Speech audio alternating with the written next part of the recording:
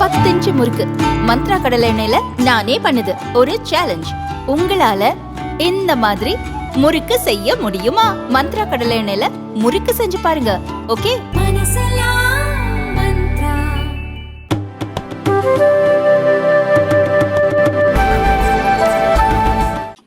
All the members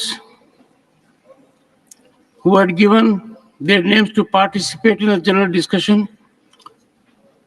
on the Union Budget 2024-25 and the Budget of Union Territory of Jammu and Kashmir 2024-25 have already participated.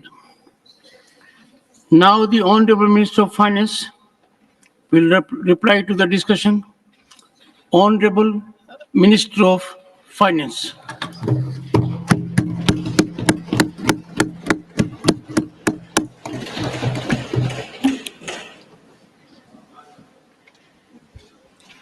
Thank you very much, Chairman, sir.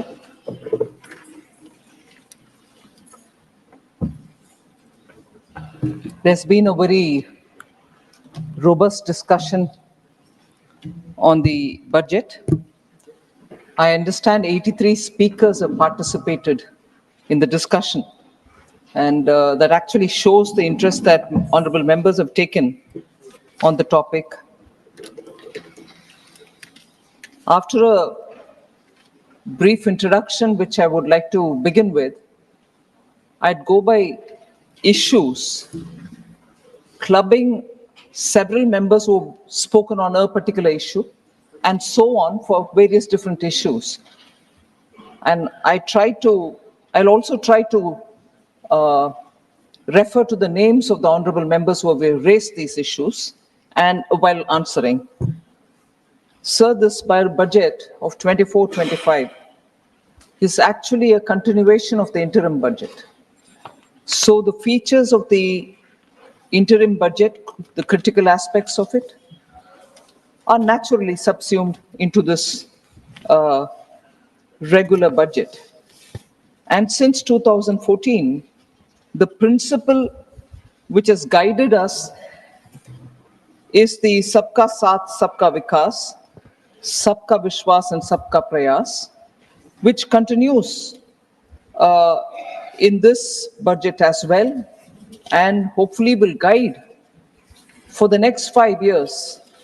The 5 years being, this set of 5 years being very critical in taking the first steps towards building a Vikasit Bharat by 2047. This budget strikes a fine balance amongst several overriding priorities. Growth, employment, welfare spending, capital investments, and fiscal consolidation are all equally given a place, and we've tried balancing all of them. Sir, I had promised in this House in 21-22 the government would endeavor to attain a fiscal deficit to the GDP level below 4.5% by the year 25-26. We had reached an unprecedented high number of 9.2% in 2021, and we are well on track to attain that target. According to the IMF, India's share in the global growth is 16%, and it is also rising. While this budget seeks to consolidate our earlier accomplishments, I have announced a slew of measures aimed at providing renewed impetus to the manufacturing sector. I would just like to take a few minutes on expanding on this. The aim is to boost domestic employment, create employment opportunities, and ensure high and sustained increase in India's share in the global GDP over the next 5 years. Several measures have been taken. In this budget in particular, we had mentioned about the basic customs duty, which has been reduced, and on specific items. Together with the production linked incentives given for mobiles, India now already produces 97% of all the total mobile phones in demand in the country. And 30% of total production in India in the year 24 has gone for exports exclusively.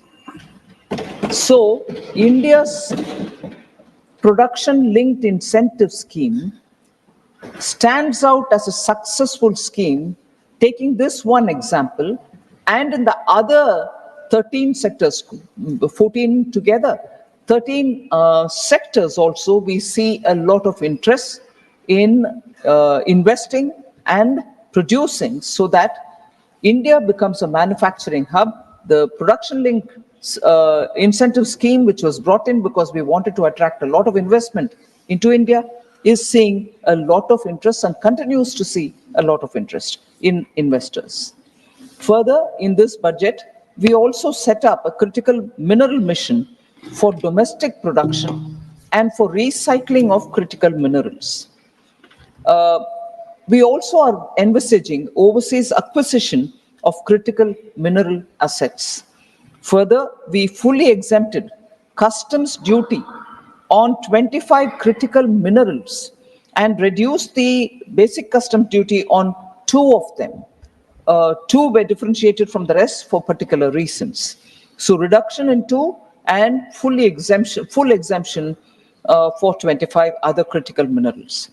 I've also announced, sir, the development of investment-ready plug-and-play industrial parks in and around 100 cities of India. So that would immediately be a big attraction for people to come and set up businesses, being closer to cities that will enable them to have good skilled workforce to be employed. We are working towards establishing 3 centers of excellence in top education institutions for realizing the vision of Make AI in India and Make AI Work for India. That was mentioned in Budget 22-23. We are further strengthening the artificial intelligence excellence centers being built in top education institutions. So in March 2024, government approved e-vehicle policy to promote India as a manufacturing destination so that e-vehicles with the latest technology can be manufactured in our country.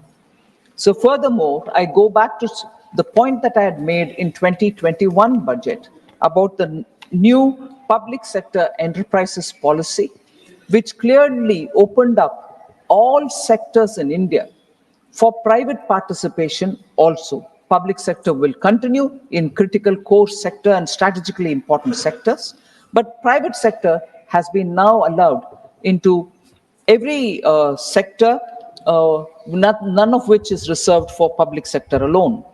I take the example of the space sector, sir, here. Opening up has helped, and today space sector startups are receiving funds, and India is now becoming a big hub for space sector innovation and space sector startups. The recent newspaper announcements have been clearly stating the kind of investment interest which is being generated. The figures are not readily available with me, but I know that $126 million funding was received by startups in 2023. But that continues, the flow continues. Further, both in the last year's budget and this year's, sir, we have allocated resources for the National Research Foundation under the National Research Foundation Act of 2023. This time also Anusandhan National Research Foundation has had allocation be made. Last year itself, we declared 50,000 crores for over 5 years for research for research along with private sector. So in these ways, we have tried making India an attractive manufacturing destination and given good incentive and impetus for manufacturing to set up business in India. So a brief look at some highlights of the numbers that I want to speak about. The total expenditure in the union government's budget statement 24-25 is 48.21 lakh crores. The total expenditure in the regular budget 24-25 is 54,744 crores more than that of the interim budget which was presented in 1st February this year. So the highlight that I would like to draw the attention of the honorable members is that capital expenditure is pegged at 11 lakh crores, and this is one of the biggest ever allocation made for capital expenditure, and this shows a 17% increase over the provisional actuals of February of FY 23-24 over the last year.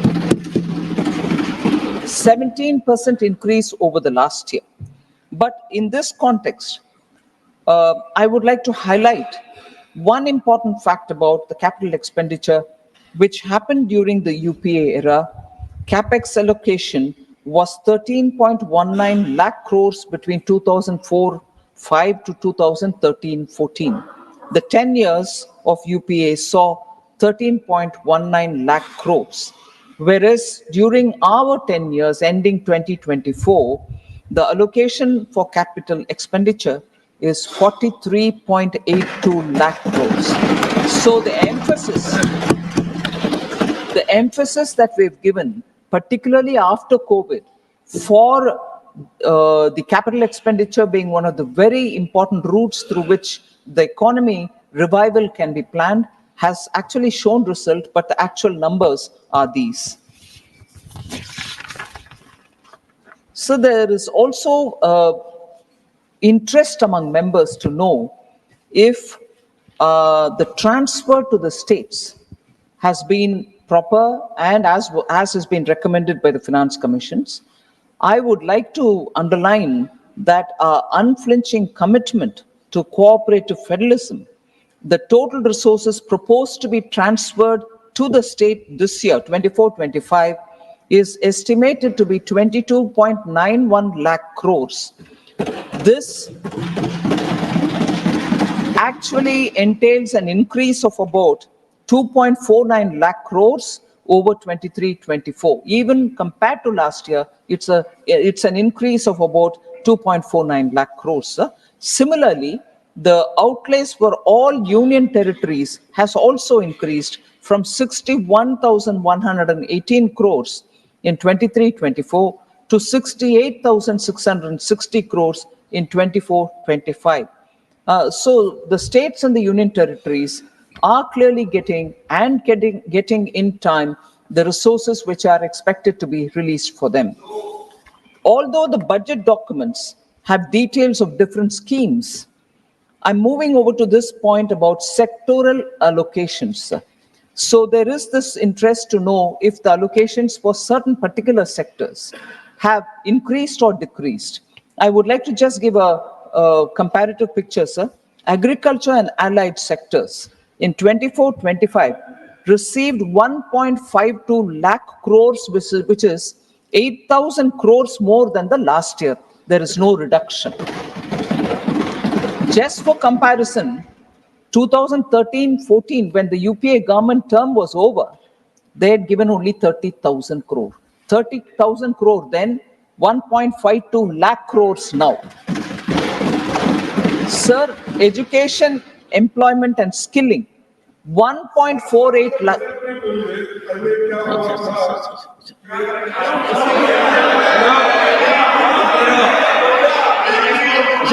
Please, honorable members, finance minister is speaking. Please. Yes. Honorable finance minister. Sir, 24-25 budget for education, employment and skilling is 1.48 lakh crores, and it is 28,000 crores more than the last year, whereas again 2013-14 it was only 85,000 crores. Women and girls, 3.27 lakh crores in the current budget, which is 41% more allocation, 96,000 crore more allocation compared to the previous year. 96,000 crores it was in 2013-14. Similarly, for rural development, sir, 24-25, the current budget gives 2.66 lakh crores, 28,000 crores more than compared to last year, and it was just 87,000 crores in 2013-14. Urban development, 83,000 crores and 7,000 crores more than the last year, 12,000 crores in 13-14. Health and social welfare, sir, 1.46 lakh crores. Compared to last year, it is 74,000 crores more, 3,000 crore more than last year and 74,000 crores more than 2013-14.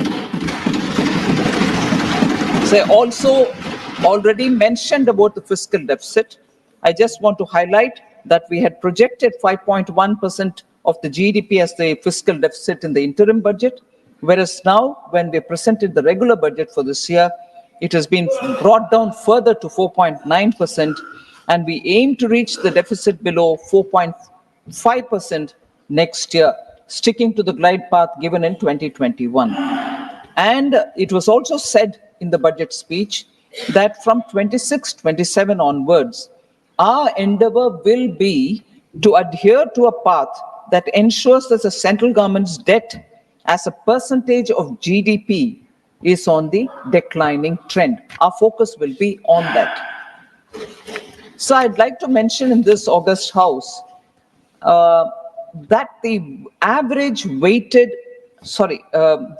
average yield, which is broadly the one which corresponds to the average cost of borrowing of the central government securities issued during the 10-year period of 2014-15 to 2023-24 is lower by about 60 basis points than the period between 2004-5 to 13-14. This is, and I'm giving a very notional idea, sir, but it helps to put things in perspective. If the borrowings in UPA 1 and UPA 2 were near the rates obtained by us, I know it is determined by so many other factors, market and so on.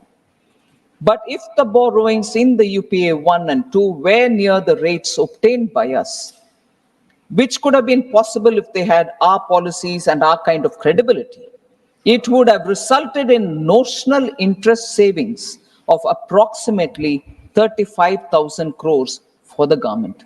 Just to bring in the perspective, it can always be questioned, say, oh, how can you bring in notional? But it's a perspective, sir. This points to recognition of this government's fiscal management and the management and this observation, the government's fiscal management prowess is an object. It's an observation of global observers, domain experts, and of course, dispassionate economists, that the fiscal management of this government, which is a typical good feature which the Honorable then CM of Gujarat and now PM of country has always maintained fiscal prudence as one of the very important governance principles. Honorable members, therefore, would be pleased to know that with all these governance macroeconomic stability related features, the IMF has recently upgraded India's gross domestic product growth in the year 24-25 to 7%. So from an exceptionally low hit GDP growth during COVID, within a few years to rise to be the fastest growing economy in the world, I think could not have been possible without the hard work and toil of all Indians, irrespective of the sectors in which they are, farmers, workers, informal sector workers, construction workers, and all the entrepreneurs, the MSMEs and so on, and the visionary leadership which has a futuristic vision, because from the front, the Prime Minister leads the economy, we are able to achieve this goal.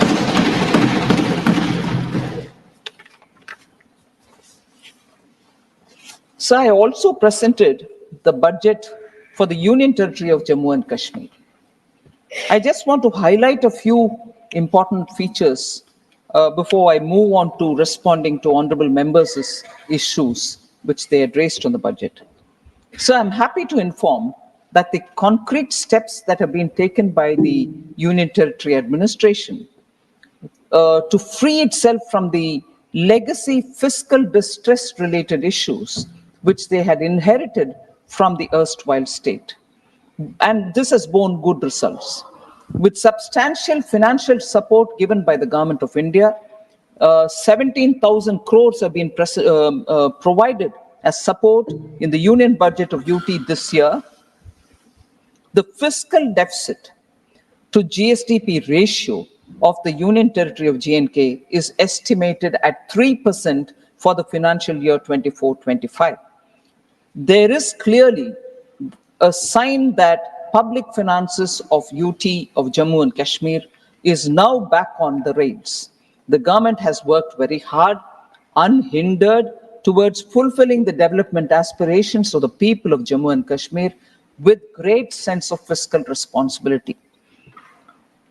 Because I'm dealing with Jammu Kashmir budget now and later I go to the general budget, there are issues which have been raised about J&K budget which has been tabled in this house, both inside and outside of this august house. Now, I take this opportunity with your permission, sir, to address issues which have been raised in this house and equally because of importance given of those issues which have been raised outside as well. So the first issue is borrowings have risen from 12,000 crores to 24,000 crores in the last 2 years, and it is unprecedented and it shows fiscal mismanagement. This is an allegation. I'd like to respond, sir. Unlike other states and union territories, J&K has been plagued with pressures from externally sponsored terrorism. This is not a secret, all of us know it. In addition, historical legacy of poor governance, and I reiterate this point, sir, historical legacy of poor governance and low revenue base had created a situation of near perpetual distress and dependence on the union government.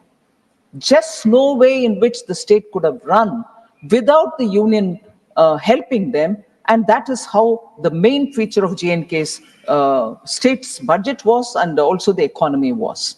With given this kind of a legacy inheritance that we've got, as part of the efforts to correct lingering fiscal distortions and for enabling transparent disclosure of the fiscal situation, the Union Territory Administration has brought off-budget borrowings onto its books. This has been done within the borrowing ceiling allowed to the Union Territory in each of the years which have gone by. So this is something which I have to state with conviction, that the UT was permitted to undertake additional borrowings against unutilized borrowing space from the previous years to take off-budget borrowings on the budget and finance its expenditure commitments. So the questions also, or the allegations also were that fiscal deficit was pegged at 1.6% and it has turned to 5.36 in FY24, more than 3 times the original estimate. And also that the capex has been slashed by 10%. The question therefore was, will the central government take blame for fiscal profligacy at the state level? I'd like to dispel any confusion in the minds of people. Along with the special support of 17,000 crore which has been announced in this budget from the union government, several other things are happening along with the efforts in recent past would reduce the fiscal deficit, and I hope it will reduce the fiscal deficit to 3.3% actually in 24-25. So it's not just the 17,000 crores that has been given as a special support, but also because of the efforts which are being put in the last few years, I think fiscal deficit will be back at 3%. While tax revenues, sir, have seen impressive growth, efforts on metering has improved billing and collection efficiency in the power sector. And that has also resulted in non-tax revenues increasing from 5,148 crores in 22-23 to 6,500 crores in 23-24. It's a big reform step that has been taken, well received by the people, and as a result of which we are able to have collection efficiency in the power sector. And I appreciate the J&K administration for having taken this effort, which is showing results for its own benefit. The Union Territory has also very important points, and this is a point which I submit to your consideration and for the August House to recognize, that the Union Territory has discontinued the earlier practices of running hundis and overdrafts from J&K Bank for its day-to-day cash management. This was a feature, sir. Every year, this would literally be a burden on J&K Bank, and equally a lazy comfort for the administration, that they could do this operation with the J&K Bank and get away with being transparent in the way in which they handled their accounts. I'm glad that this practice has been discontinued. During the last 4 years, the J&K Bank has made a remarkable turnaround from a loss-making bank of 1,139 crores of rupees in 2019-20. The bank has now made a profit of 1,700 crores in the year 23-24. So that is the kind of turnaround, and that's the kind of efficiency with which the bank is now performing, being run professionally since after 2019. Capital expenditure for the Union Territory, sir, has also increased from 10,634 crore rupees 22-23 to 12,101 crore in 23-24. So recording a 13.8% growth. So J&K Union Territory and their situation is in a healthy fiscal situation, being able to meet the development aspirations of the state. One other point of criticism, if I may say so, has been that the state's tax to GDP ratio increased from 5 to 8% in 3 years. Does this mean the people of J&K are subject to heavy taxation without any corresponding increase in their welfare? This is one of the questions asked. I like to highlight, sir, that the J&K situation, J&K's higher tax to GDP ratio is due to better compliance and effective monitoring of the taxation system. I like to mention that with the introduction of GST, tax rate across the country is the same on all GST products. The rate of taxation on non-GST items are either at par with other states or only lower and not higher in J&K. Revenues from GST, motor spirit tax, excise, stamp duties were 9,467 crores in 2019-20. It has increased to 13,903 crores in the year 23-24. So the administration is showing efficiency in collecting from non-GST tax also. And as a result, the fiscal health of the state is also improving. So the UT has also given care to expand the dealer registrations, improve GST return compliances, initiated a lot of e-stamping systems, and conducted transparent excise auctions. Very important, sir. Transparent excise auctions. So that itself gives a lot of confidence about the way in which J&K administration is moving. On the employment rates, sir, 15 to 59-year-olds, the unemployment rate has come down from 6.4% in 2020-21, gradually to 5.7% in 21-22, and to 4.4% in 22-23. This has become possible because of substantial public investments that have led to creation of avenues of employment opportunities. Sir, I'd like the honorable members and yourself, the honorable chair, sir, to listen to the next issue, for which I will give my response. But I'm a bit concerned about the way this kind of a charge has been made on the union government. Sir, the allegation is, and I read it, perhaps the most worrying development is the FM's announcement that the union government has agreed to take the entire burden of the budget of police in J&K by spending 12,000 crores. It further goes to say this was earlier being done by the union government as part of the security reimbursement expenditure. Why hasn't that been, or why has that been repackaged from a reimbursement situation is the question. Further, has the police salary liability been taken over by the union government in perpetuity is also a question. To add to it, and this is the most interesting part, sir, does it reflect the government's intention to rule the state from Delhi in perpetuity by retaining home affairs of J&K with the union government?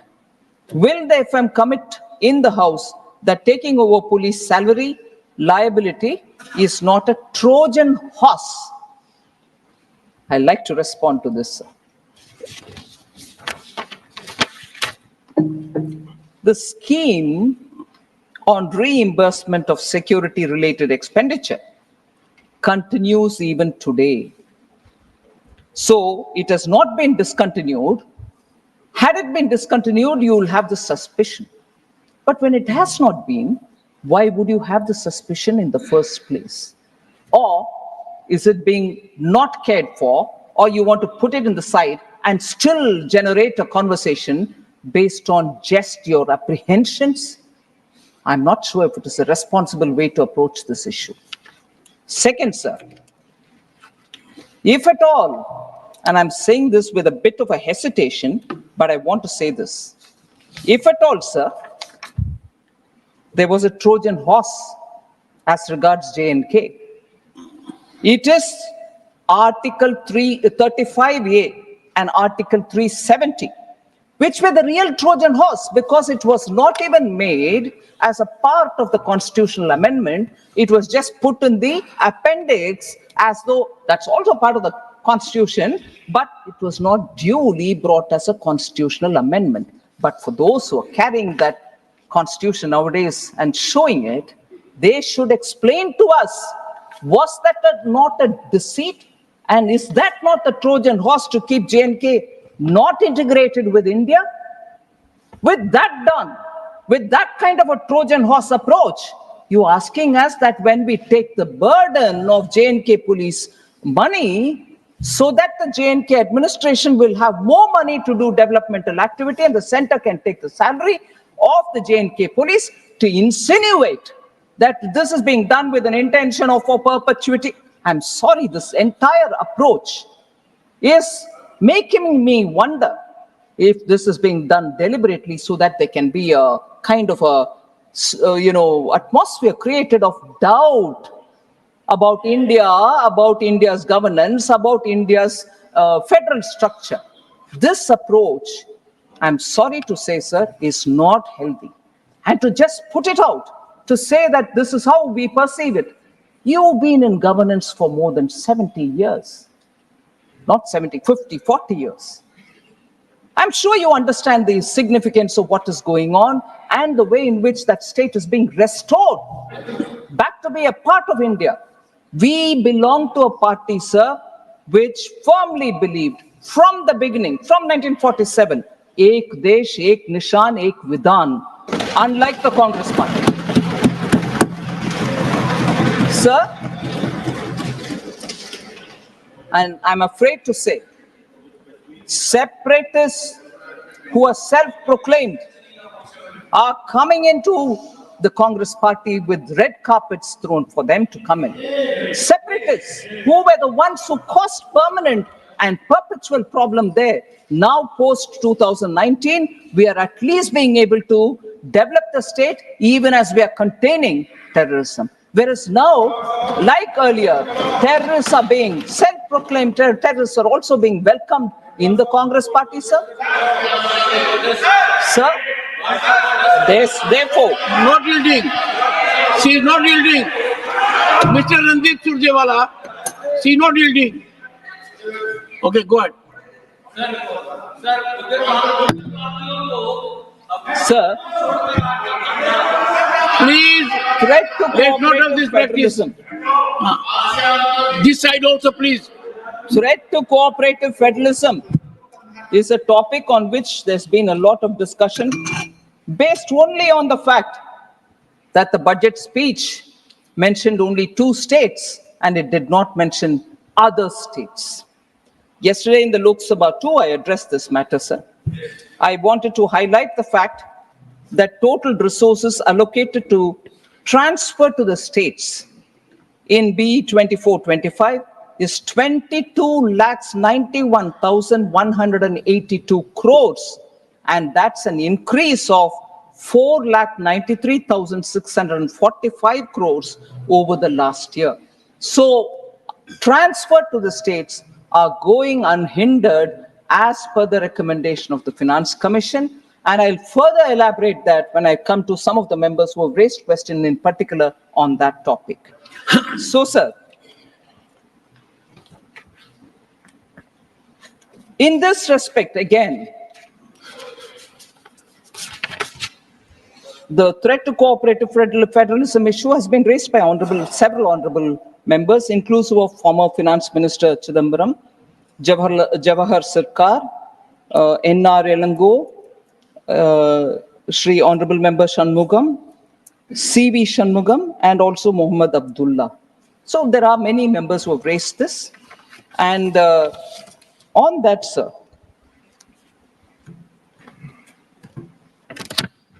if the inference is that I've spoken about only 2 states and left the others out, it means monies are not even going to those states, is an immediate propaganda after the budget was presented in the House, which was taken up in a big way by the India Alliance. It can't be India Alliance here. India Alliance, or say I.N.D.I.A. India Alliance. Sir, therefore, what is the last A for? How can it be India Alliance? Mr. India Chidambaram. Alliance. Mr. Chidambaram, not while sir. sitting. Please, you are a very senior member. Please, and maintain order. She is not yielding. Sir, if only 2 states were named and others were not, I just want to highlight what happened in the earlier budgets, which were presented by Congress-led UPA. Sir, in the interim budget of 2009-10, only Bihar and Uttar Pradesh were mentioned. All right, they came back to power in 2009-10. Did they increase it? Yes, they increased it. To how many? To 8. Rest 20 states were not even mentioned. Are they clearly going to have to admit now that they did not send any money to 20 states because they didn't mention it in the speech? So I went back to reading every one of them, sir. 2004-5, only 11 states were mentioned, 17 were not. 10 were mentioned in the next one, 18 were not. So like that, I can go on saying, does that mean during their time, for those states which they did not mention, they didn't send anything to their other states? No, even that wasn't true. They sent money to all states, but only chose to speak about some states. If that is true for them, but it can't be true for me, is it? Protest outside the parliament, say, oh, other states are being ignored. What a deliberate attempt to mislead people. And I condemn that.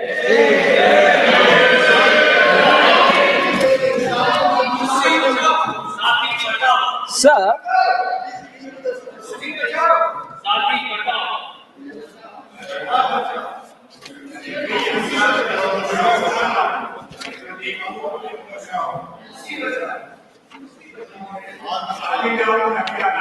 so I'll just highlight this point, sir. On agriculture allocations, Agriculture allocation has come down, was the allegation and also a statement made. Several members have spoken on that. Shri Randeep Surjewala ji, Raghav Chadda ji, Rajni Patel ji, Sanjay Yadav ji, and Manoj Kumar Jha ji. I want to highlight, sir, that the budget allocation in 2013-14 for agriculture and farmers' welfare was only 21,934 crores, whereas 24-25 it has increased to 1.23 lakh crores, over 5.5 times in a decade. PM Kisan, sir, about which I'll also mention a bit later, more than 3.24 lakh crores has been disbursed to over 11 crore farmers. Institutional credit as a target for agriculture has increased more than 2.5 times since 2014-15, from 8 lakh crores to 20 lakh crores. Interest subsidy, which are given to farmers through Kisan Credit Card, has increased 2.4 times. Has increased 2.4 times since 2014-15, from 6,000 crores to 14,252 crores. KCC now covers animal husbandry and fisheries also. Small and marginal farmers, the number of accounts which are open for them and they avail agricultural loan has grown from 57% in 2014-15 to 76% in 23-24. Sir, Pradhan Mantri Fasal Bima Yojana was launched in 2016 to provide crop insurance coverage to farmers, and more than 1.5 lakh crores has been dispersed till today to the farmers. Agri-Infra Fund, sir, was launched under Atmanirbhar Bharat package to address existing infrastructure gaps and mobilize investments. More than 35,200 crores have been sanctioned for 48,000 projects under the Agri-Infra Fund. So the money collected, although as a cess, much against the allegation which is levied on us, saying cess money you retain. No, it is getting spent for, here in this case, for agriculture infrastructure creation. More than 23 crore soil health cards have been distributed to farmers, which provides farmers with the nutrient status of their soil and its composition. 1.8 crore farmers and 2.53 lakh traders have been registered on the eNAM portal, which is a national agriculture marketing place. In the last 10 years, more than 11 lakh crore have been spent to provide fertilizers to farmers at affordable prices. Government has also formulated agricultural export policy in 2018 in the country for the first time. This has led to agricultural exports reaching up to 4 lakh crores of rupees. A separate Department of Fisheries has been set up in 2019 and assisting farmers with schemes worth more than 38,000 crores, which have been implemented in the fisheries sector, due to which fish production has increased from 95 lakh metric tons to 175 lakh metric tons, almost double in the last 10 years. Sir, this is where this insurance-related point which I said earlier, I have to repeat. In its 2004 election manifesto, the Congress party promised to implement a comprehensive crop insurance scheme. However, it was not till the NDA, which came to power under Prime Minister Modi, Fasal Bima Yojana was implemented. They could have done it during their time, but no, it waited for a manifesto. But that was 2004 manifesto, and they had 10 years after that. They did not do anything on that. The Congress said it would examine the feasibility of direct income support to farmers. However, it was not till 2019 when Prime Minister Modi gave PM Kisan Samman Nidhi. They state things in their manifesto, it lies in the manifesto. No, they don't implement when they come to power. The failure of their flagship scheme, which is the loan waiver scheme of 2008, has been, I've mentioned this several times, I'm not taking the time of the August House, but the loan waiver scheme was not even fully implemented. In fact, many of the farmers were not given certificate that they've cleared their dues and everything, so that after that they can go and procure the loan from the banks, because without the certificates, bank wouldn't give. 38% farmers hadn't been given the certificate, and they are sitting, loan waiver gaya, loan nahi mila abhi. That is the halat, that is the careless and laid back fashion with which a sensitive subject like loan waiver had been handled by Congress party. So on health and education, Honorable Member Sanjeev Arora, Sujit Kumar, and also Sagarika Ghosh had raised question. National health policy of NDA targeted only 2.5% of the GDP on health sector. So total allocation under health increased from 88,000 in 23-24 to 89,000 crores in 24, 89,287 crores in 24-25. PM Swasth Suraksha Yojana, under that 15 new All India Institutes of Medical Sciences have been approved, of which 9 projects have been completed starting from 2014. In 10 years, 9 new All India Institute of Medical Sciences have been completed, whilst total of 15 have been given sanction. Similarly, sir, 17 government medical college institutes have been approved, of which 10 projects have been completed. So attention given to health in different forms is what I want to lay before you for the consideration of the House. Sir, PM Jan Arogya Yojana, 34.28 crore Ayushman Bharat cards were issued, 94,225 crores have been authorized for hospital admissions.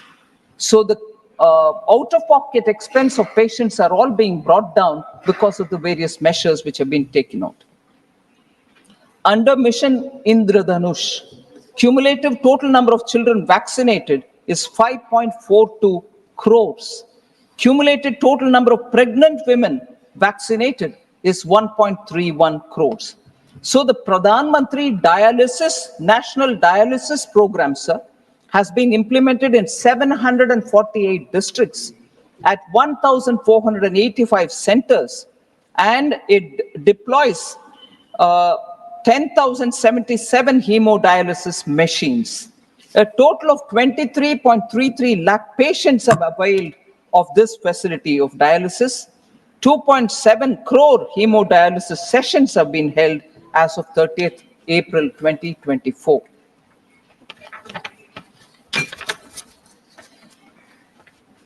$10,000 PM Jan Aushadhi Kendras have been opened, and they provide 30 to 80% cheaper medicines, and medical equipments are also being made available, sir.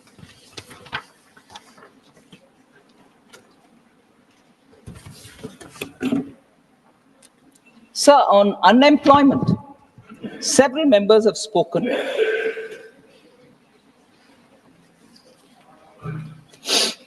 Randeep Surjewala ji, Raghav Chadda, Sanjay Yadav ji, P. Chidambaram ji, Jawahar Sircar ji, Surjit Kumar, and also Sagarika Ghosh ji.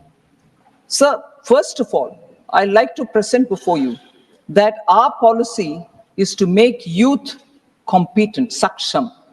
For that, we also have brought in this time a package of 5 schemes providing employment in 3, and 1 for skilling and 1 for internship. This package, we hope, together with also 48 crore mudra loans worth 25 lakh crore which have been dispersed, where now we want to increase the 10 lakh limit to 20 lakh. All these put together, we expect there will be a big difference in terms of skilling and internship and for job creation. But the UPA era jobless growth is something which we cannot forget. It hurt India's youth the most because RBI's CLEMS data showed that the total employment declined from 47.2 crores in 2012-13 to 47 crore in 2013-14. And the only period of decline, that remains to be the only period of decline recorded since 1981-82. So when it is declined there, to recover from that, even during that period, not much was done. Formal employment also was badly hit during UPA, especially in the formal manufacturing sector. The annual survey of industries, which is issued by the Ministry of Statistics and Program Implementation, showed a sharper percentage decline than ever seen during the worst of COVID pandemic. So even during COVID pandemic, that is not the kind of decline we saw as was seen during UPA's time. So, on the employment, our facts which are given by the PLFS, Periodic Labor Force Survey, shows that the labor market indicators for persons of age 15 years and above have steadily improved from 17-18 to 22-23. Labor force participation has also increased from 49.8% in 17-18 to 57.9% in 22-23. Women's labor force participation has risen to 37% in 22-23 from 23.3% in 17-18. The unemployment rate has declined from 6% in 2017-18 to a low of 3.2% in 22-23.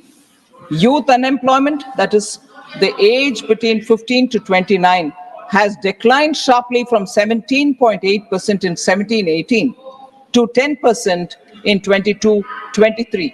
Sir, this is the annual periodic labor force survey report which is given this. And further to reinforce the fact, the SBI research report July 2024, India created 12.5 crore jobs during 14 to 23 compared to 2.9 crores created between 2004 and 14. So the distinct increase in the jobs created during the 10 years under Prime Minister Modi's leadership has to be highlighted, sir.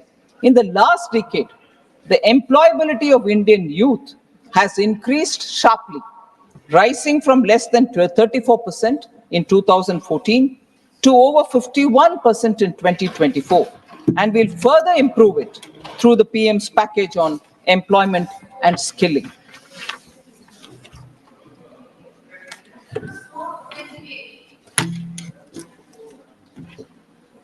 So inflation.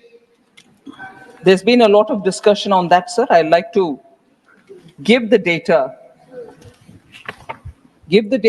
and also differentiate between the inflation which was present during UPA and our approach towards dealing with inflation now, so that we can see how inflation has been handled both under the UPA and the NDA. So we saw double-digit high inflation period under the UPA because of the policies which were reckless and inappropriate policies were taken on one hand, and inept measures to control inflation on the other. Domestic inflation. So this is a very important statement, sir.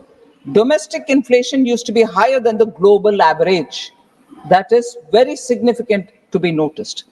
Post the global financial crisis of 2008, UPA government took stimulus measures to boost the economy. The problem arose, and I'm sorry I have to say this, when economists who are repeatedly quoted to us saying, reputed economists, you're not that. When leaders of that stature did not know when and how to withdraw the stimulus which was brought in after the global financial crisis, did not know when to and how to withdraw the stimulus, leading to a high double-digit inflation between 2009 and 13. High fiscal deficit as a result. and debt as a result, crowding out private investment.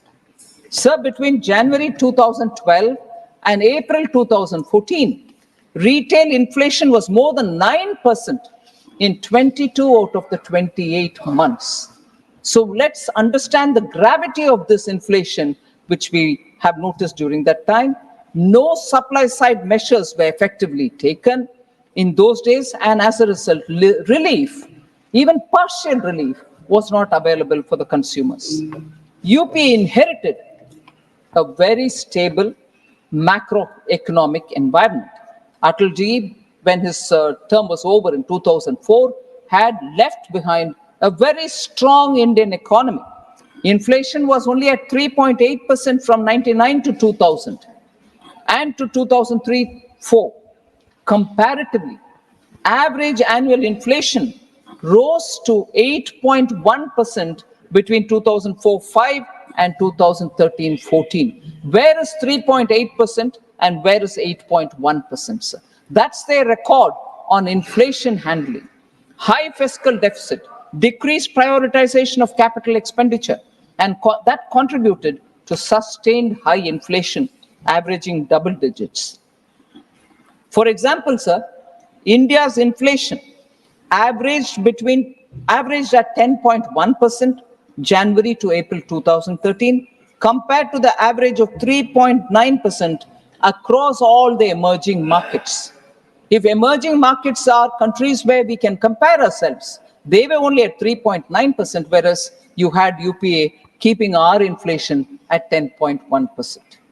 So whereas, to contrast this with our period, over the last decade, sir, India's average inflation was only 5.1%, lower than the 5.8% average among the emerging economies. So we are close to it and even lesser than the average of the emerging economies' inflation. That is the difference between UPA's handling of inflation and India's handling of inflation. Sir, Congress means mehengai is something the common man knows as well, because the common man's slogan used to be and continues to be Congress aayi, mehengai lai. This has been the parlance of the normal people. So, Congress matlab mehengai. Sir, I want to. आपको क्या बोलना है? आपका achievement क्या है? आपका physical achievement क्या है? आपका फाइनेंशियल अचीवमेंट क्या है? Sir, okay, sir. Please, sir. Honorable Finance Minister.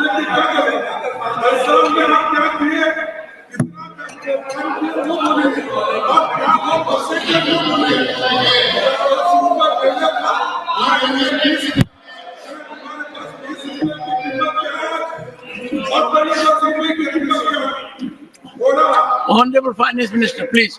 Sir, sir. Sir, Honorable Leader of the Opposition, sir. Sir. Sir. Sir. No, sir. Sir, please. See, not yielding, sir. See, not yielding. Okay, Ali. Sir, see, not yielding. Okay, I Sir, said so. sir. Yielded. Okay. रख के क्या करना चाहिए? ठीक है. Yes. रुकिए. I hope sir, there will be peace, calm, and camaraderie in the house, sir. माननीय सभापति जी, अभी जो एलओपी ने विषय उठाया कि आप अपनी बात करिए और कांग्रेस के जमाने की बात ना करिए, ये जब भी बजट की चर्चा होती है तो वो हमेशा कंपैरेटिव टर्म्स में होती है, हमेशा हमको बताना पड़ता है। Please. No. You had all the right to say so. नहीं, what is it, Nasir? You had all the right to, please, no, I don't appreciate it. Sorry, I don't appreciate. No, don't appreciate. What is this?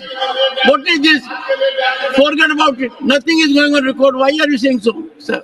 Rajya Sabha में आने वाले लोगों के बारे में भी Congress party को सोचना चाहिए कि कि इस हाउस में चर्चा की गरिमा और चर्चा को कैसे आगे बढ़ाना है।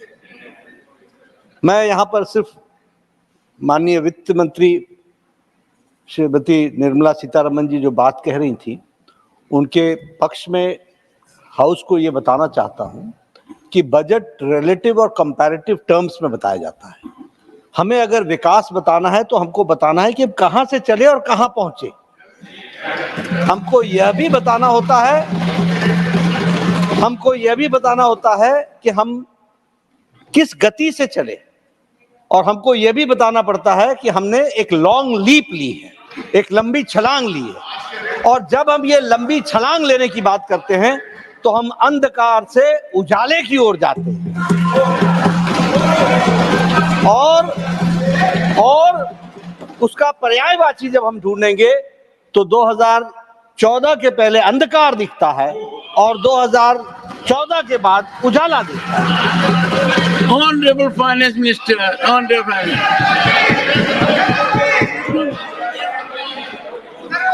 Minister, no, nothing will go on record. No, not yours. I'm asking another minister. Please take your seat. Only Finance Minister will address, please. No, I can't open the debate. The debate is over, please. Please, no, sir. Only Honorable Finance Minister will speak. We have to maintain some decorum in the house, and I'm glad we are improving a lot. Please. Thank you very much, Chairman, sir. Sir, I do take what the Honorable Leader of the Opposition has suggested. What we do today is what I'm highlighting, and therefore also saying something similar of this kind didn't happen then. He may refute it, but it is a matter of fact, and I'm grateful for the intervention of the Leader of the House to state it in his nice Hindi, which I can't speak as well, to say what exactly it was. Getting out of Andhakar to go into Acha Roshni Wala, and that's what is happening now. So, Honorable Finance Minister, but your Hindi is not bad. Thank you. Please go ahead. Thank you, sir. Sir, Please. Honorable Finance Minister, please. Sir, it is not just me who's talking about what had not happened then, and it's not just me who's talking about what kind of things had happened then. I'm saying what not happened then and what kinds of things happened then, based on eminent people and their words. Take, for example, what one former governor of Reserve Bank had to say. And I'm quoting, I'm not taking his name. I don't know if it is permitted, because I think people who are not members of this house, you should not name and so on. So I will just say former governor of Reserve Bank. In his book, he says, sir, and I quote, "The finance ministry used to pressurize the RBI to soften interest rates and present a rosier picture of the growth to shore up sentiments.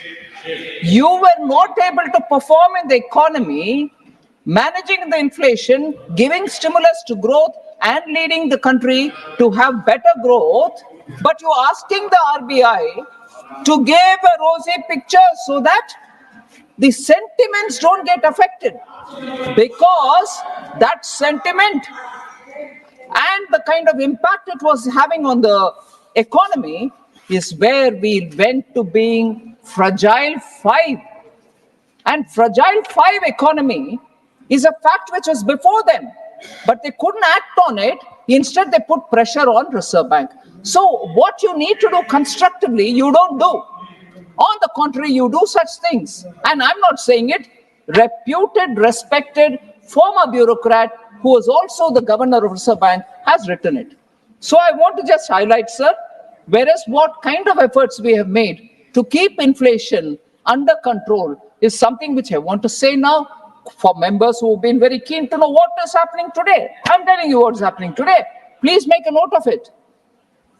Sir, we implemented measures. Mr. Basu, and Pavitra, what they have said that. Please. So we implemented measures leading to a reduced average inflation of 4.5% in 14-15 to 2018-19, well within the RBI's target range of 2 to 6%. So moreover, India's inflation during 2020 and 23 was much lower than the global average. So I want to highlight why it was so. Because competent and proactive measures were undertaken by the government to control inflation, and we managed to contain inflation at 5.7% from 2019-20 to 23-24, despite challenges which were unforeseen, and the size and the magnitude of COVID was something which all over the world, even today, has tarnished the economies, and they are not able to come out of it, whereas we have managed to be closer to the tolerance band given by RBI. Many countries faced 3 or 4 decade high double-digit inflation after the COVID pandemic. So I just want to list out the 5-year terms and the inflation rates which have prevailed. These are numbers which are already in public domain, but it's useful for us to compare so that we know what are policy induced internal factors which drove UPA's inflation as different from NDA's inflation, which is largely driven by a pandemic and because of the global disruptions. So the difference between the inflation then and the inflation now are very clearly before us. NDA's period, sir, 5 years between 99 and 2004, retail inflation was only 3.8%. UPA 1, 5 years, it was 6%. UPA 2, 10.2%. So if you were to take 10 years of UPA 1 and 2, it was 8%, 8.1%. NDA 1, sir, between 14 to 19, 4.5%. NDA 2, 5.7%, sir.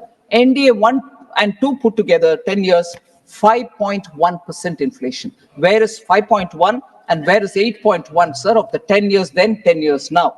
So we need to understand that even when very important steps were taken, like cutting down on the excise duty of petrol and diesel by the Honorable Prime Minister, twice, once in November and once in June of 23, November of 22, every state tried to reduce. But for political scoring of a point, Congress-ruled states did not. And even then and now, the inflation in those states, even if the change of government has happened, continues to be higher, and efforts to contain them is even being taken now also. They just didn't want to cut down. On the contrary, if I remember correct, our president and the leader of the house here is from Himachal Pradesh.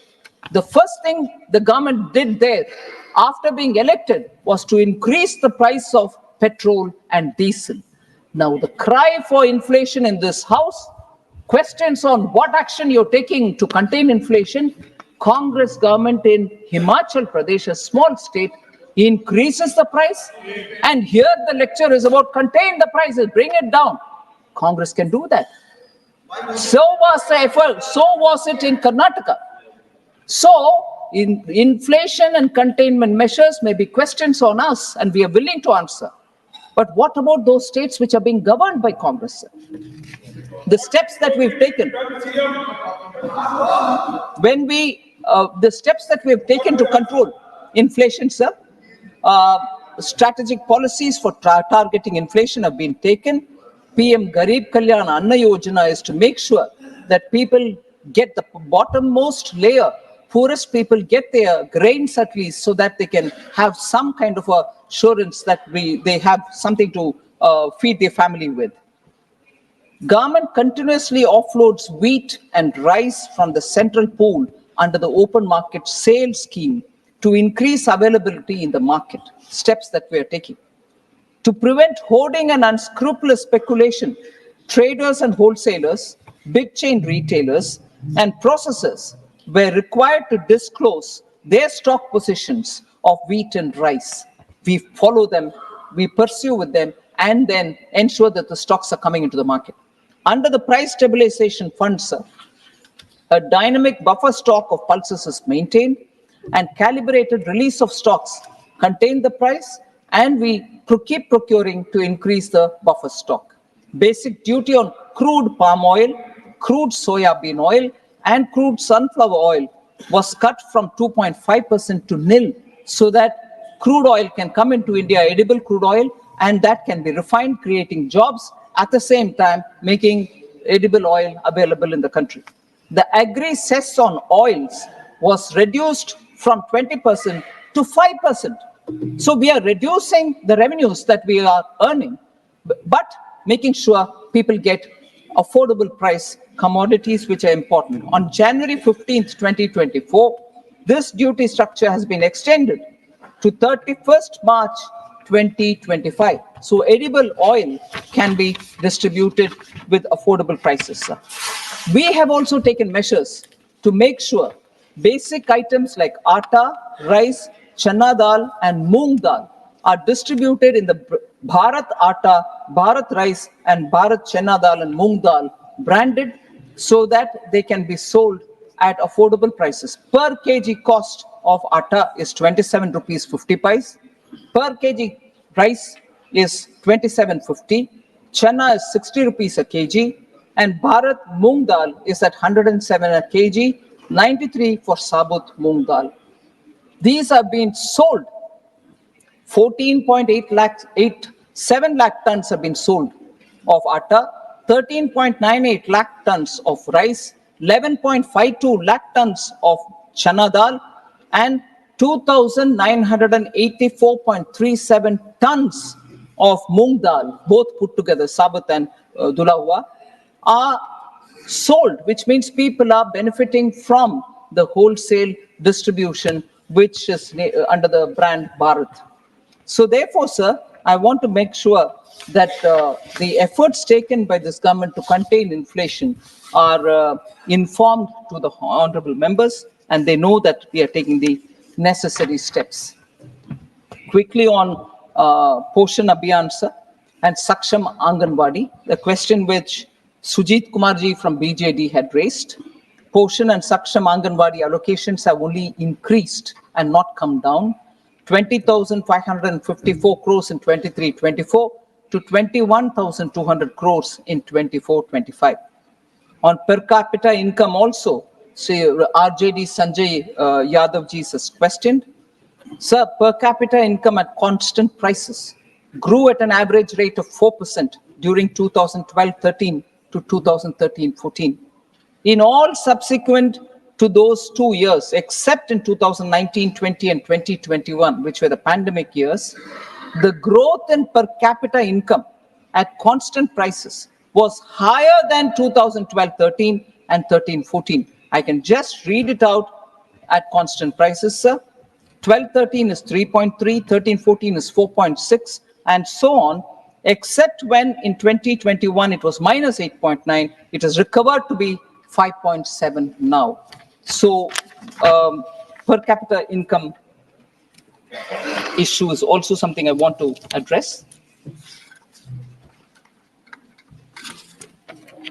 So this is a very important issue which has been raised, that arbitrarily we've been cutting the borrowing ceilings of non-BJP states. Sir, I want to completely dispel this baseless argument. Central government follows the recommendation of the 15th Finance Commission for issuing borrowing consent financial year-wise uniformly to all states. Net borrowing ceilings of 3% of GSDP has been fixed for the financial year 24-25. Borrowing consent is issued to all states by adopting uniform parameters as per borrowing guidelines. There's no difference here. All of them are treated the same. Moreover, the 15th Finance Commission has also recommended performance-based additional borrowing space of 0.5 of GSDP. This is linked to the performance in power sector reforms. List of states, sir, which have fulfilled the requisite criteria related to power sector reforms and availed additional borrowing space of 0.5% of GSDP, I'd like to present before you, sir. In 21-22, 22-23, and 23-24. Example, West Bengal, 6,911. These are additional borrowing over and above the 3% which is given unconditionally. 6,911 for 21-22, 8,352 for 22-23. It is in crores or 7,200 No, this figure is in what? crores. Crores, sorry, thank you. So 6,911 crores, 8,352 crores, 7,276 crores for 21-22, 22-23, 23-24. If that is West Bengal, sir, Tamil Nadu, 7,054, 21-22 crores, 5,775 crores, 9,656 crores. Additional borrowing allowed each year because of power sector reforms. That is Tamil Nadu, sir. Kerala, 4,060 crores, 21-22. 4,263 crores, 22-23. 4,866 crores, 23-24. Additional borrowing permission and availed these amounts are on record. Now, Himachal Pradesh is just now, so I can't give the figures straight away. 251 crores was allowed in 21-22, but we've not had any claim after that. I can read that for other states as well. So there is no arbitrariness here. On the Kerala issue, sir, I can't find Honorable Member John Brittas, because he did raise this issue in between when I was speaking. He's not here. But never mind, I'll say, sir, on the Kerala issue, sir, Honorable Supreme Court has also mentioned to the state to resolve the matter amicably with the center. It implicitly supported the stand of the center. They didn't say center is wrong. Thank you. Don't take your seat. Take your seat. Take it. No, you are here, but not to interrupt, to listen. But sit down, sit down. Sit down. No, your name was referred because you were absent. Now that you are present, you will follow the decorous conduct. Please. No. This is not done. You are an experienced person. Sit down. So on the Kerala issue, sir. And Honorable Minister, a word of suggestion. Yes, sir. Next time, be careful. Oh, right. While naming Dr. John Brittas. Because if you name him, he claims a right. Oh, right. And you... Well, I don't want to name anyone. So on the Kerala issue, sir, Honorable Supreme Court has actually mentioned that the state should go amicably settle the matter as regards borrowing. The Supreme Court did not imply that there's wrongdoing or a malafide.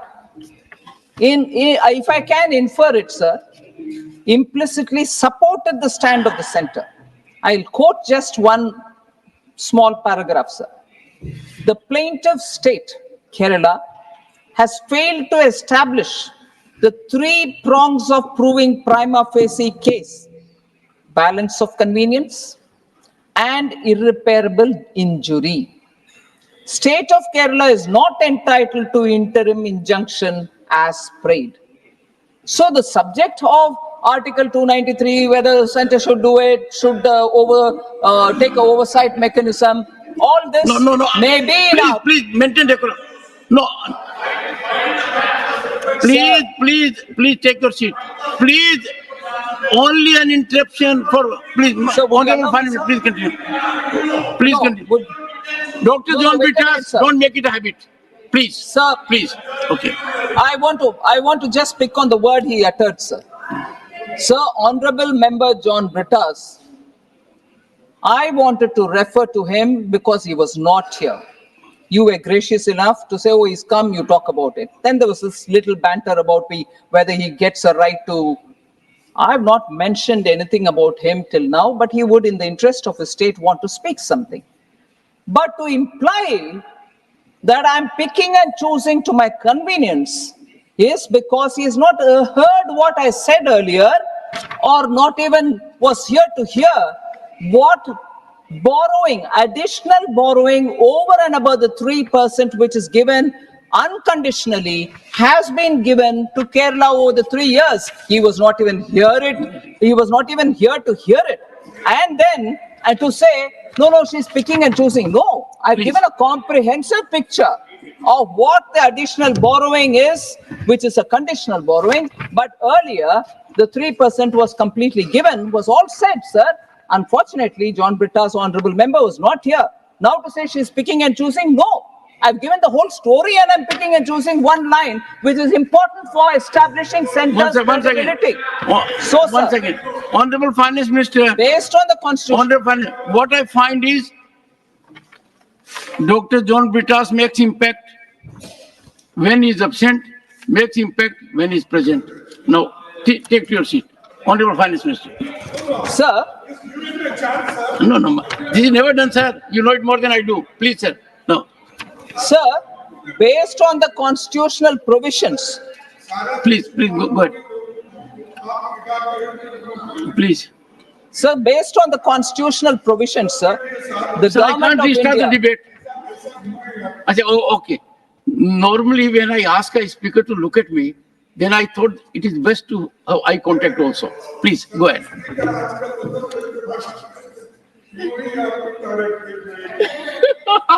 I'm following the rules, sir. Yes. No, the leader of the opposition has appreciated you. Thank you very Please much. go ahead. Sir, based on the constitutional provisions, sir, the government of India adopts a rule-based system. This ensures fairness to all states and no deviation is entertained because of presumed entitlements or presumed prejudices that may prevail. No, we follow as per the Finance Commission's.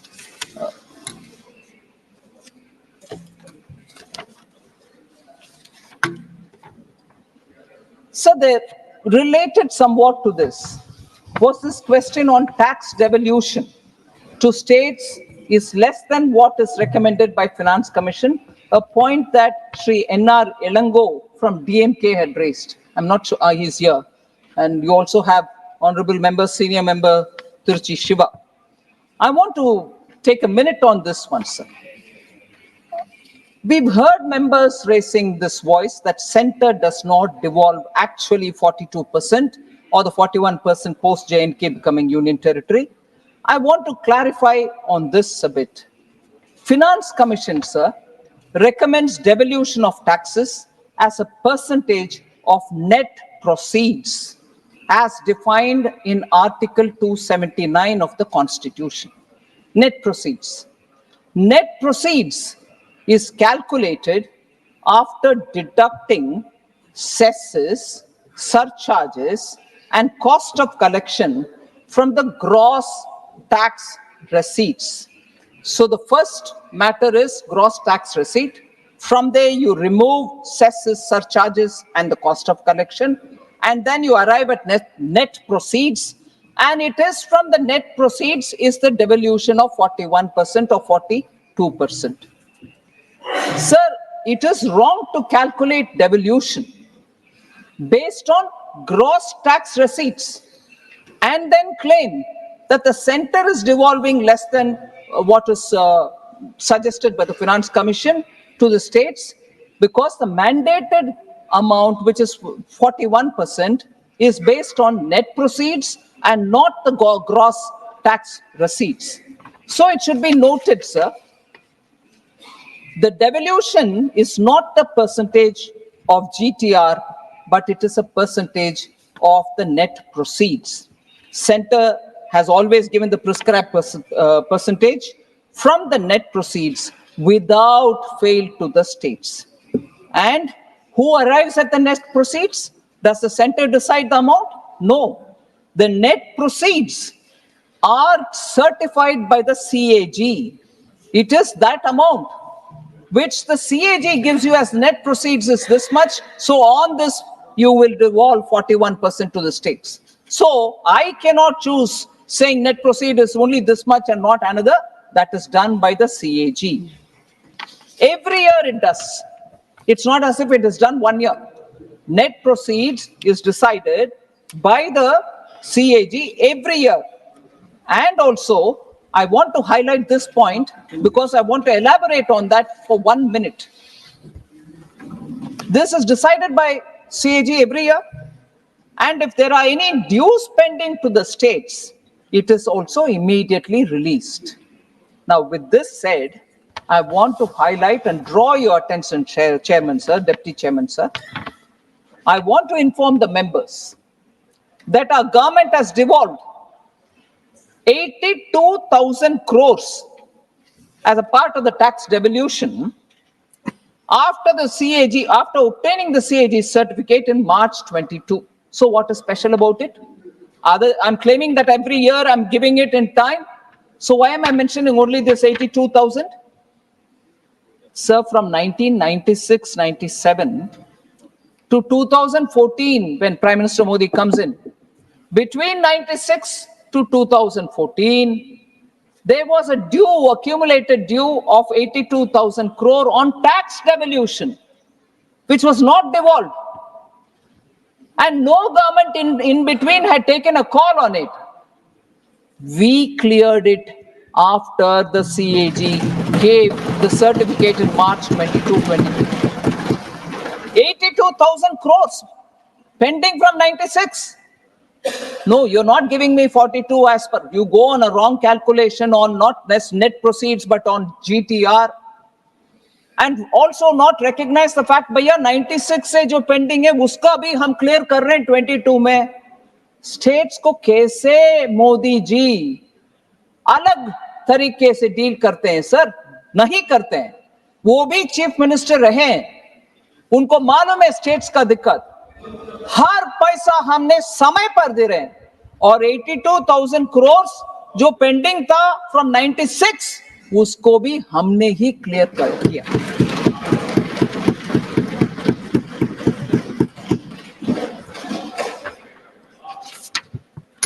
Sir, almost at the end, sir.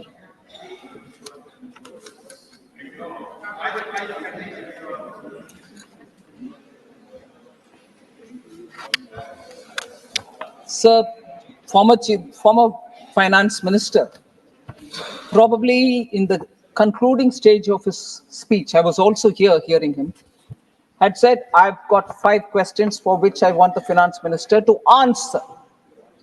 And the 5 questions pertain to minimum wages, legal guarantee, education loan waiver, abolition of Agniveer, scrapping of NEET. I just want to give a very quick response to each one of these points.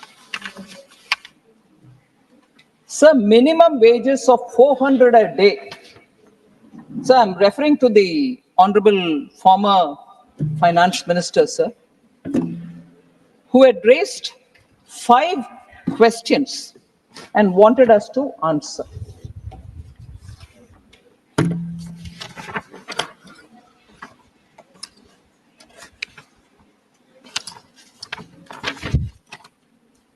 Sorry, so 1 minute.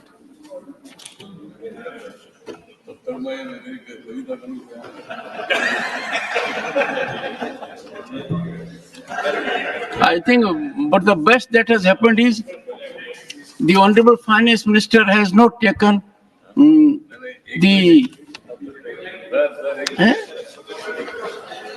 No. So,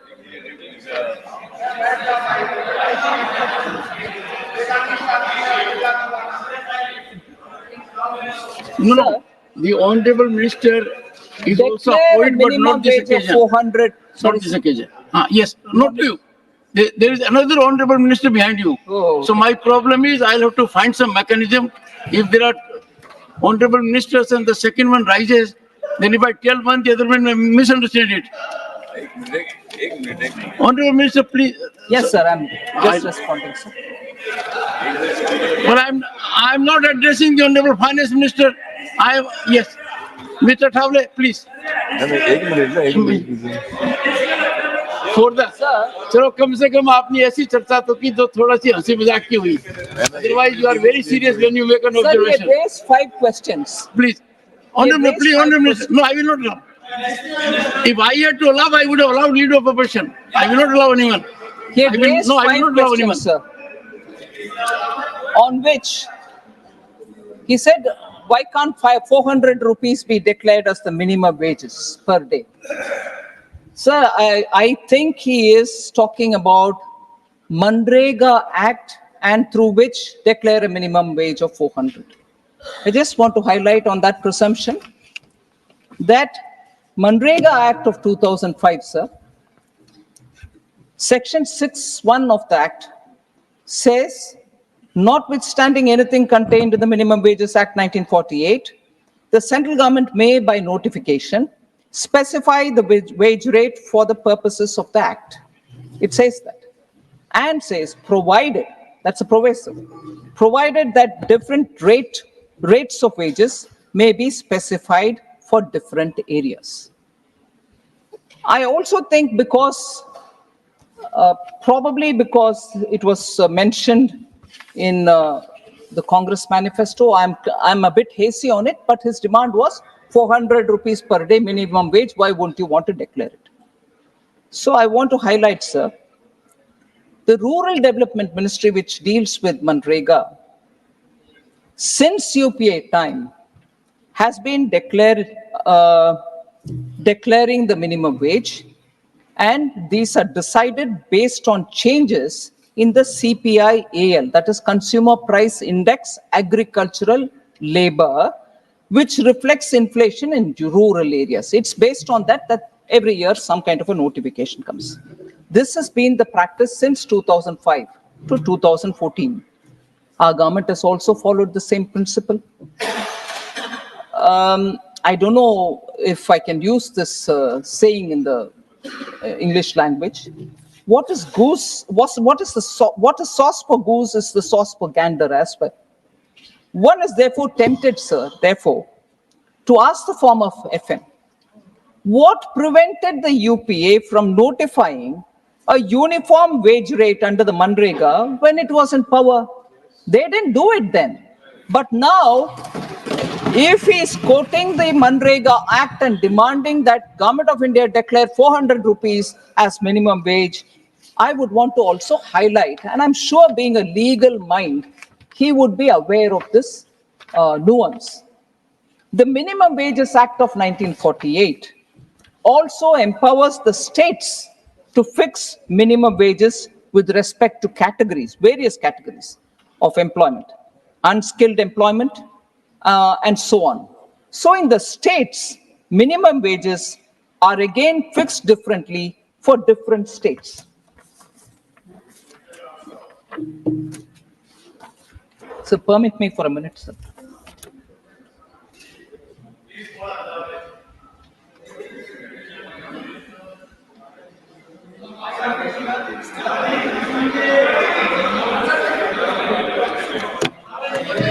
So minimum wages act, sir, are fixed by states for different kind of employments, just as Government of India also fixes minimum wages for railways or the mines or many other things which come under its subject. For example, sir, I'm taking the example of Karnataka. State government notifies 4 different zones to fix minimum wages for unskilled workers. Zone 1 is for Bangalore city and the city corporation area. Zone 2 is for district headquarters and in the very districts and so on. In the state of Himachal Pradesh, I would like to draw your attention, sir. In the state of Himachal Pradesh, as per the latest notification or latest in this subject, which was issued in May 23, it was issued by the state government that unskilled wage earners will get a 375 rupees minimum wage. 1 second, Honorable. I must appreciate your fairness.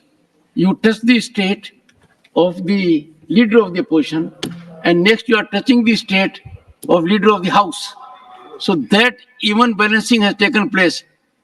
And I am privileged to be chairman at a time when this house has presidents of the two leading parties in the country, the largest democracy. Honorable Finance Minister.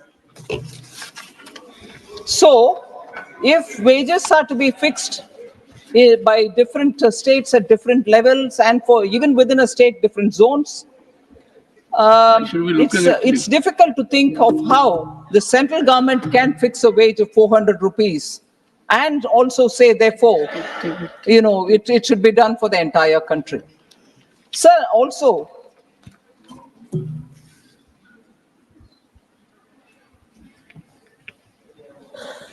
it must have been a slip of the tongue. I don't want to pick on it, but I'm very tempted, sir.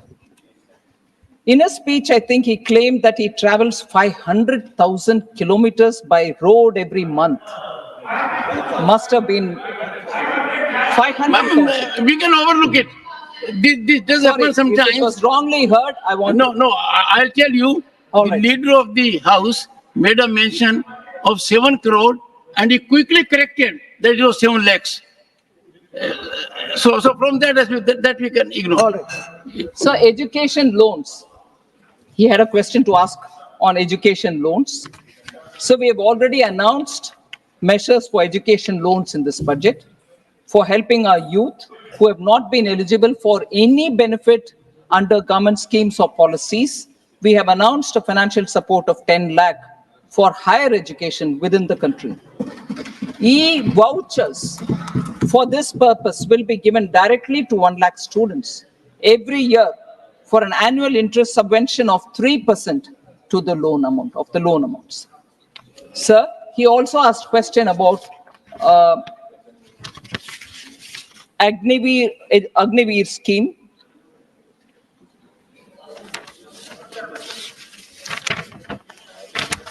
I wanted to highlight, sir, former finance minister has served as also former home minister.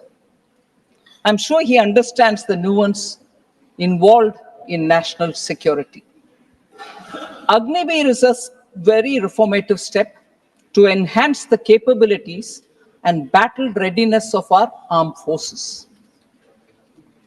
It ensures actually that we have fit soldiers who are on the front line. So one of the expected outcomes of the scheme is that armed forces will have much younger force by recruiting those in the age group of 17.5 years to 21 years and retaining only 25%, thus reducing the average age of the Indian soldier. Why should we do it, sir? In countries like the US and the UK, soldiers are required to render only 2 of the 6 years in service because they want to keep the young, fit, and agile person at the borders. I hope on matters related to the fitness and battle readiness of the Indian Army or the armed forces, we don't do politics, sir, because it is something which is going to be critical for this country.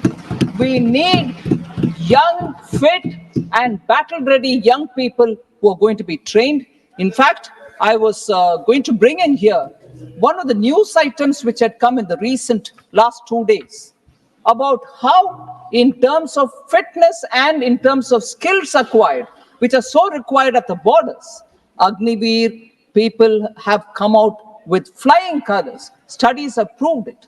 So this is a scheme which is very important, and we need to have greater sense of looking at the national interest rather than just take policies on some other consideration.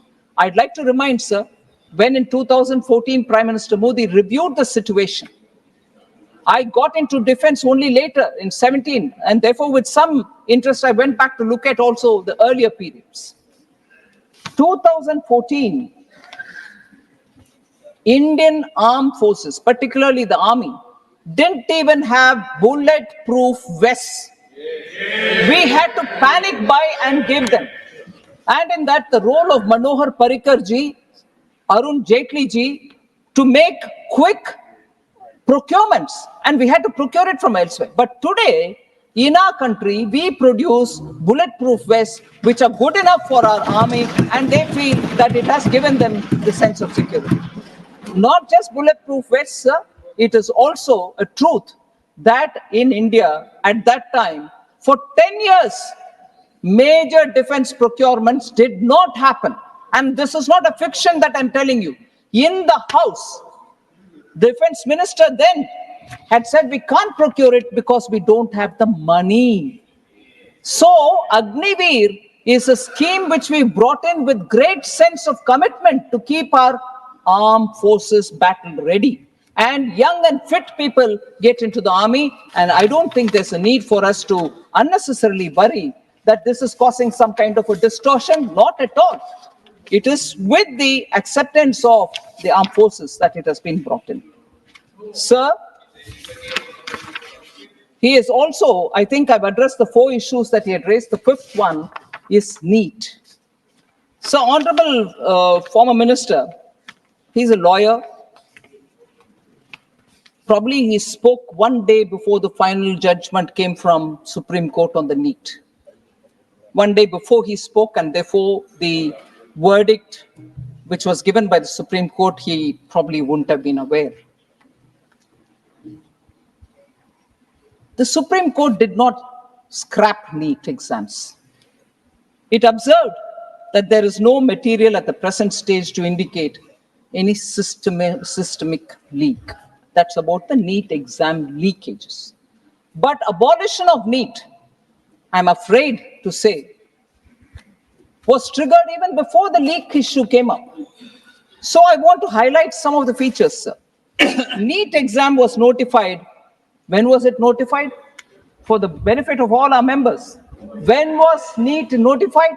In 2010, December 2010, with its implementation.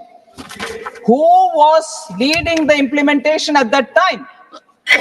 It was led by the then DMK Minister Gandhi Selvan, who served as MOS for Health and Family Welfare as part of the Congress-led UPA 2 government. So it was brought at that time. The Supreme Court, while talking about the NEET, didn't take care of it. Thank you, Mr. Wilson. Thank you. Thank you very much. Please. And that is why it is running even now with the stay. So I want him to not interrupt with misunderstandings. Mr. Wilson. This is undone. UPA in 2012, the UPA 2.0 introduced NEET undergraduate for medical examinations as well, medical admissions. And 2013, the first exam took place. All during UPA 2013, the exam took place. When the Gazette notification of 20th December 2010 was challenged in the Supreme Court, both the lawyers of the Medical Council of India and UPA's Additional Solicitor General of India defended NEET. When it was challenged in the Supreme Court, December 20 was the time when Gazette notification was issued, and that Gazette was challenged in the Supreme Court. That time, both the lawyers of Medical Council of India and the ASG of UPA government defended NEET, saying this was an effort to streamline the admission process. Sir? Therefore, sir, the ASG then stated that the earlier system of multiple examinations was neither in the national interest nor in the interest of maintaining the standards of medical education, nor did it serve the interest of the poor middle-class students who had to buy forms of several examinations and travel across the country to appear in the examination. Multiple examinations they had to take. NEET does not, sir, disadvantage anyone. Please, I can't NEET does not disadvantage anyone. It expands opportunities. Sir, Tamil Nadu students secure 85% of the seats with 69% reservation, which is upheld in Tamil Nadu. With that reservation intact and with this process of NEET, 85% seats, which is 85% of the seats within Tamil Nadu and 15% of all seats from all states put together, they can go for the 15% seats to any state that they want. So Tamil students benefit from all India quota in other states also. Now, when former finance minister is talking about NEET, I also want to underline this fact, sir. 2011, when the DMK rule concluded, Tamil Nadu had just 1,945 medical seats. Presently, there are 10,425 medical seats, a remarkable surge of 8,480 seats in the past 11 years. Sir, therefore, NEET has ensured cost-effective medical education for families. Certainly, it has hurt some vested interests, particularly those in the medical education field, because no longer selling of medical seats is possible. And therefore, it has hurt a lot of people. That is why a particular lobby was actively against NEET, even before this NEET leak issue has come up. So, in the year 22-23, 12,997 Tamil Nadu government school students wrote the NEET exam, and of them, 3,982 students passed it. It is noteworthy that the pass percentage has increased from 27% in the last year to 31%. So I want to say, sir, only before NEET came in, only a few students from few schools in selected regions of Tamil Nadu could get medical seats. Now it is across the board. There are, of course, I don't know if you will permit me, government schools. I want to take the name of few government schools students from Tamil Nadu belonging to very humble backgrounds and rural areas who have passed the NEET examination over the last few years. I'll take the names, sir. Young girl Kanimuri, Needur Mailadurai, daughter of a laborer, Kooli Thozhilali in Kurandai, and temporary taxi driver. He works also as a temporary taxi driver. She got in 2023. Annapurni from a place called Singam Punari, Sivaganga district, the district from where our former finance minister hails. That girl has also managed to come in. She's the daughter of a construction worker, 2023 again. Arivu Nidhi, Vrali Malai is the place from where she is qualified, which is in Pudukkottai district. Son of a laborer, and he is also a Kooli Thozhilali in 2023. Divya Bharati in a place called Talavadi in Erode districts. Daughter of a laborer, again a Kooli Thozhilali in 2023. Kavi Arasan from Karambakudi in Pudukkottai district, son of a farm laborer. Jeevit Kumar Periyakulam Theni, son of a goat rearer, shepherd. In 2020, Kavi Priya from Cheyyar, sir, daughter of a farmer, 2022. Santanam from Dharmapuri, son of a farm laborer, 2022. Ramya from Karamadai in Coimbatore. She's a scheduled tribe, a particular tribe which is very disadvantaged in Tamil Nadu called Irular. She is a Irular candidate, daughter of a laborer. Yes, budget, because the former finance minister asked about it. I'm duty bound to answer. Sir, I may get the name wrong. The last candidate who I want to say, Karamadai, Coimbatore, Pirisika. I may be wrong with the name. She's the daughter of a tailor. Now, are these not success stories of NEET? Are these not students from rural areas? Are these not students who belong to the lower strata? Construction workers, coolie workers, farmers, taxi drivers, their children are coming through, sir, NEET. Sir, Please, nothing will go on record, Mr. Basan. You are a very senior man. No, nothing. sir, I come to the last point, sir. I conclude. I come to the last point. Please.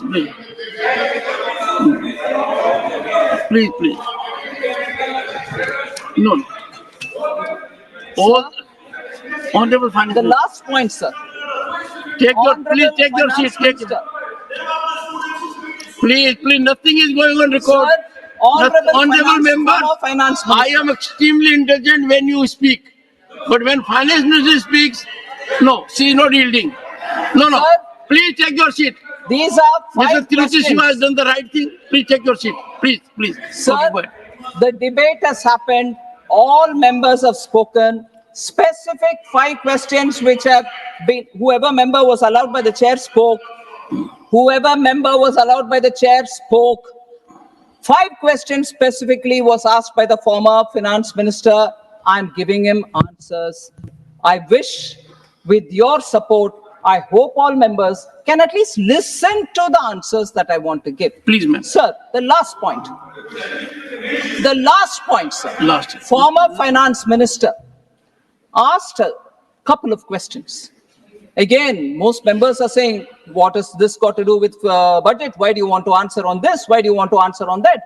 But it was a question raised. I don't know if it is related to budget, but because during the budget debate it was raised, I'm answering.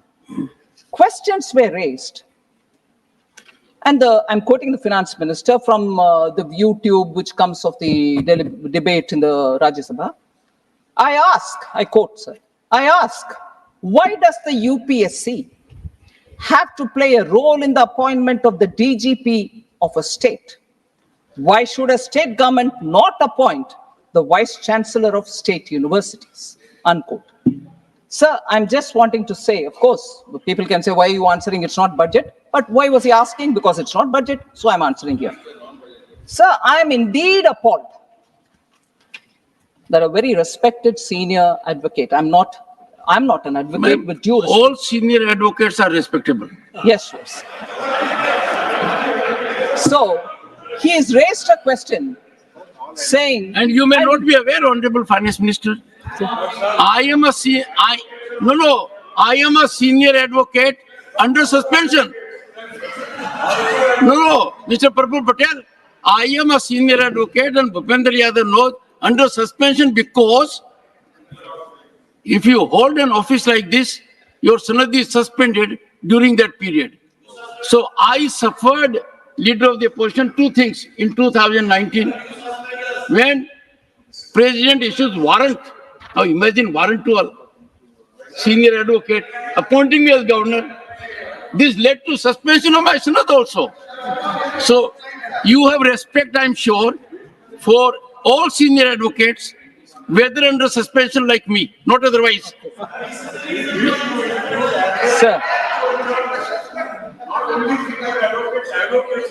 Sure, sir. Sir.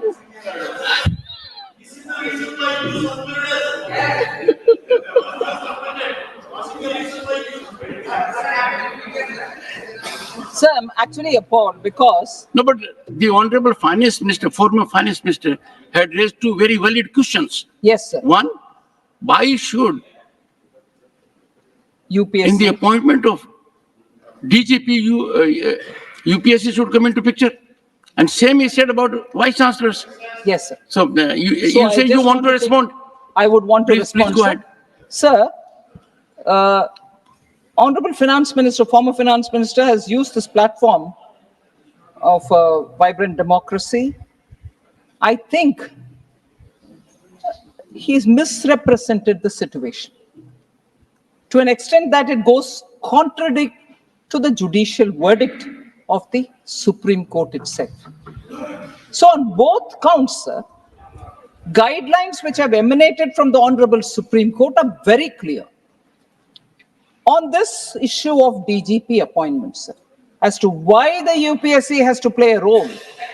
I just want to highlight, it was in this case of Prakash Singh and others versus the Union of India, 2006.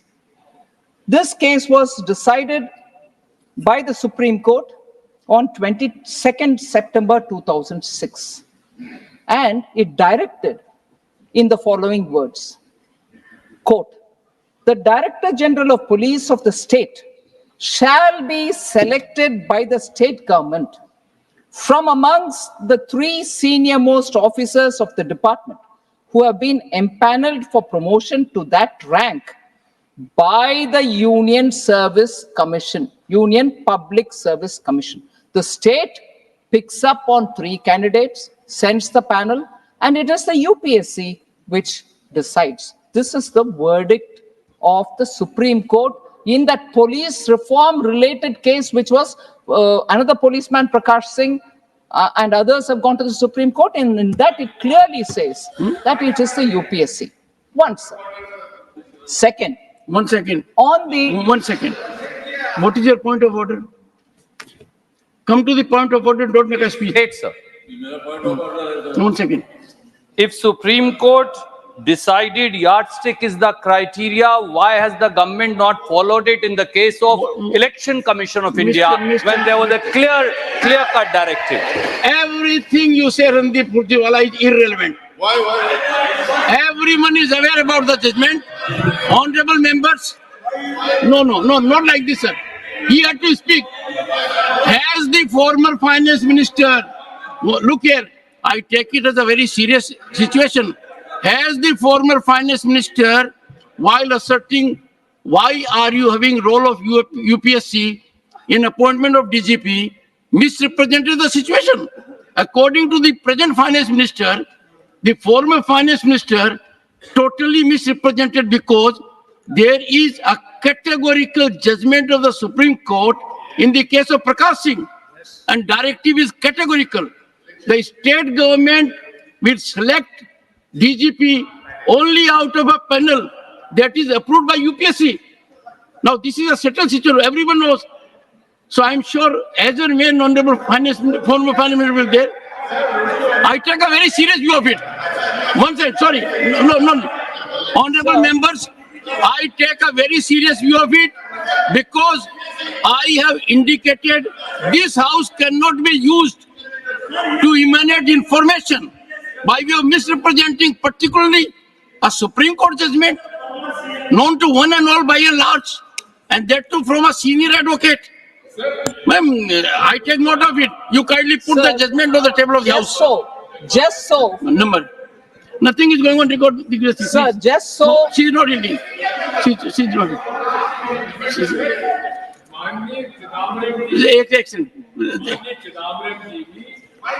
काफी प्रतिष्ठित वकील हैं, home minister भी रह चुके हैं, तो क्या आप वो जब यहाँ पर उपस्थित रहे तो उन्हें अपना स्पष्टीकरण देने का मौका देंगे? बिल्कुल।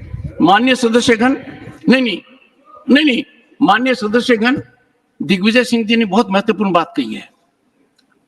एक चार्ज है कि पूर्व फाइनेंस वित्त मंत्री ने सदन के समक्ष महत्वपूर्ण तरीके से कहा है कि राज्य सरकारों का ही अधिकार है डीजीपी बनाने का, और आप यूनियन पब्लिक सर्विस कमीशन को क्यों बीच में ला रहे हैं? उनका डायरेक्शन साफ है कि you are doing this because you want to control state. Imputation यही है। The present finance minister says this is being done not by any executive order. This is emanating from a judgment of the Supreme Court that was imparted in 2006, and the judgment is categorical, and I am sure even us, every lawyer knows it, that appointment can take place only out of a panel approved by UPSC. I agree to your suggestion.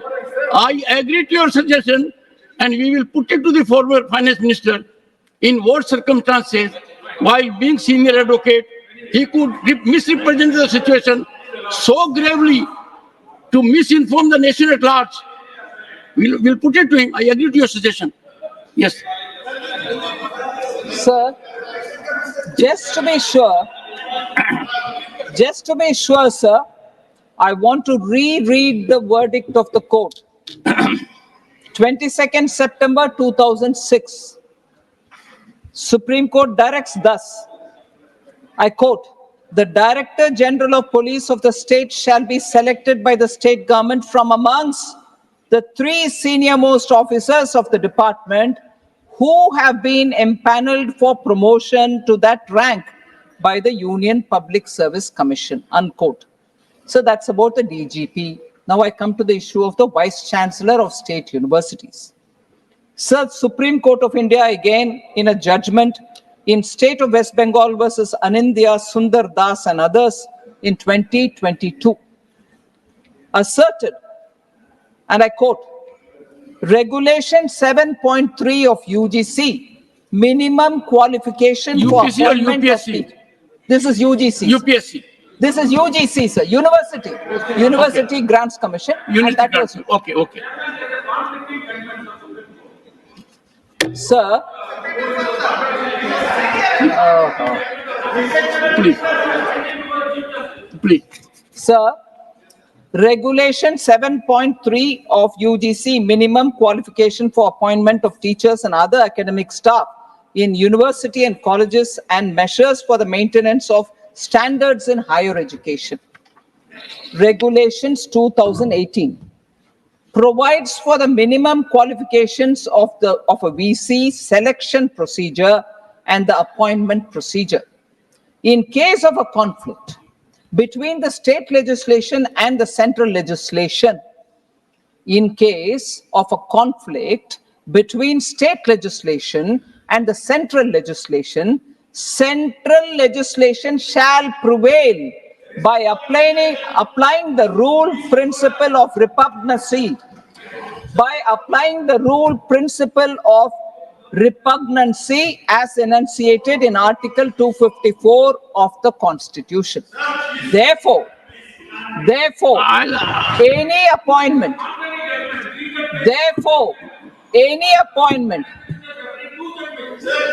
sir, you're a senior advocate. I'm talking to you even though I'm not an advocate. I'm sure you're going to be conscious of what I'm talking. It's very well for the members to be conscious, but don't they trust in you? You're the chairman of the house, but more importantly, you're a senior advocate of the Supreme Court, who's also the chairman of the house. I wish the members give you that much of trust and faith in what they are doing.